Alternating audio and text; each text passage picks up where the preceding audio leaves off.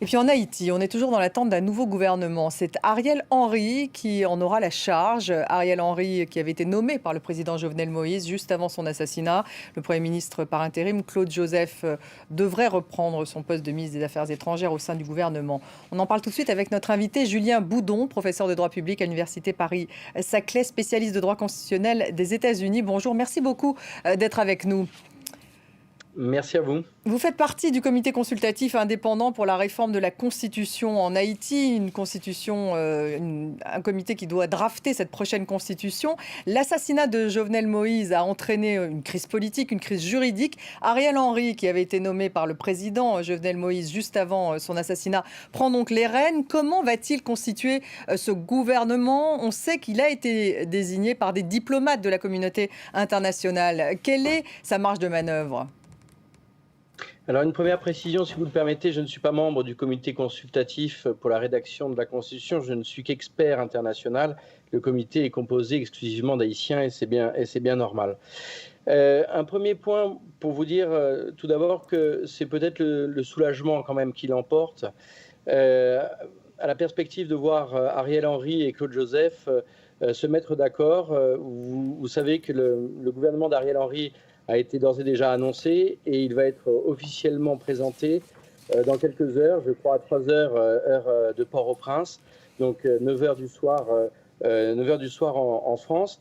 Je ne dirais pas qu'il a été imposé par la communauté internationale, je parle d'Ariel Henry, je dirais plutôt que la communauté internationale a pesé tout son poids pour que les deux hommes s'entendent, c'est-à-dire Claude Joseph, ministre par intérim, d'une part, et Ariel Henry, qui, comme vous l'avez dit tout à l'heure, a été nommé par le président Jovenel Moïse 2 jours seulement avant son assassinat.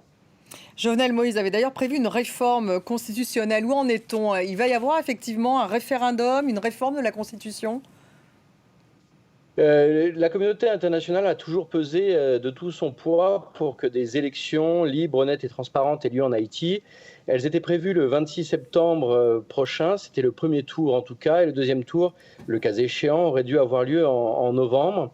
Et le 26 septembre aurait dû être proposé aux Haïtiens en même temps un référendum constituant permettant aux Haïtiens de se prononcer sur le projet de la nouvelle constitution préparée par le comité consultatif indépendant.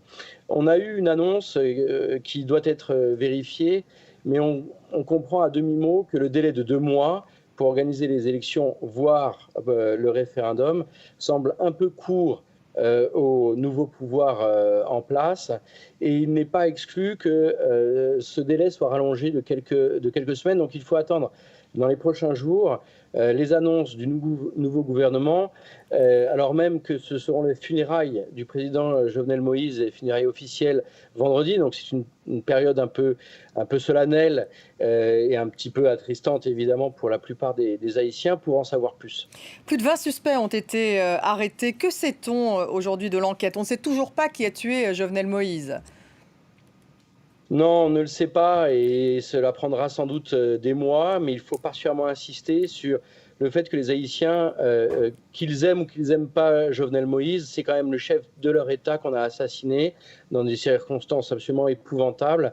Et peu importe le sentiment qu'on avait vis-à-vis de ce président de la République, les Haïtiens veulent que justice soit faite. Et de ce point de vue-là, vous savez que les États-Unis ont envoyé des hommes de plusieurs administrations fédérales, notamment du FBI, pour aider à l'enquête.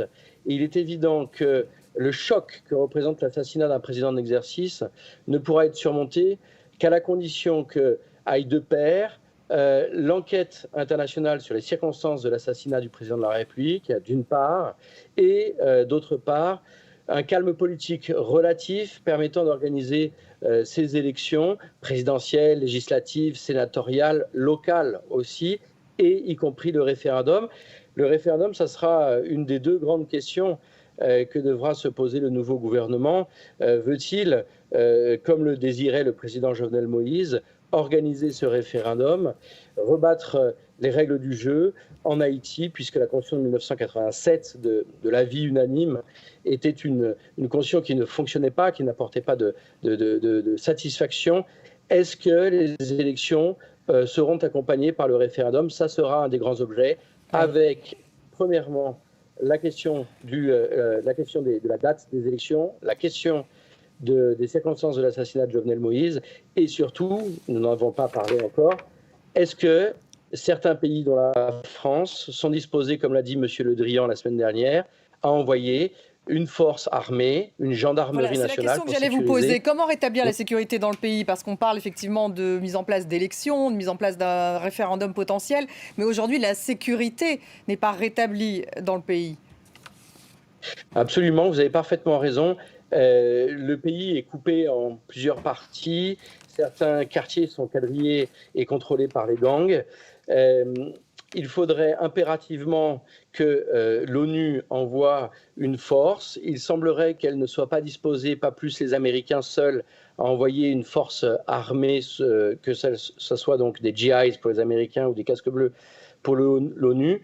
D'où la proposition formulée par le ministre des Affaires étrangères français, M. Le Drian, d'envoyer donc une forme de gendarmerie qui permettrait donc d'assurer la sécurité des points névralgiques du pays, notamment à Port-au-Prince, et qui permettrait de former les forces de l'ordre haïtiennes pour que celles-ci se concentrent sur les points les plus chauds, notamment autour de Port-au-Prince, mais pas seulement, pour que l'ordre public, la tranquillité publique reviennent et afin qu'on puisse organiser ces élections, voire ces élections plus ce référendum. Merci beaucoup Julien Boudon, professeur de droit public à l'Université Paris-Saclay.